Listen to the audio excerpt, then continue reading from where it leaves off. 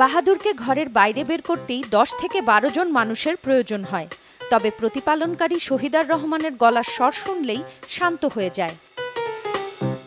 প্রায় 27 মণ ওজনের গরুটিকে দেখতে ভিড় করছেন আশপাশের মানুষ।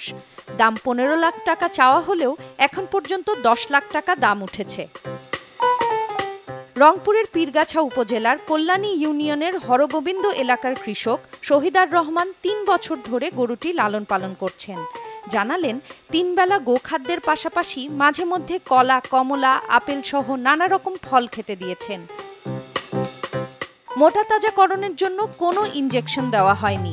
ভুট্টার আটা, গমের ভুসি, ভাত সহ নিজের জমির খড় ও নেপিয়ার ঘাস খাইয়েছেন। খাবারের পেছনে প্রতিদিন ব্যয় হয় 500 থেকে 550 টাকা। শীতকালে 1 বেলা আর গরমকালে 3 বেলা গোসল করানো হয় বাহাদুরকে। বাহাদুরকে কিনলে সঙ্গে একটি রেফ্রিজারেটর উপহার দেবেন শহীদার। এছাড়া কোরবানির আগের দিন পর্যন্ত বাহাদুরের খাওয়া দাওয়া বিনামূল্যে করানোর ব্যবস্থা সহ ক্রেতার বাড়িতে পৌঁছে দেওয়ার কাজটি করবেন।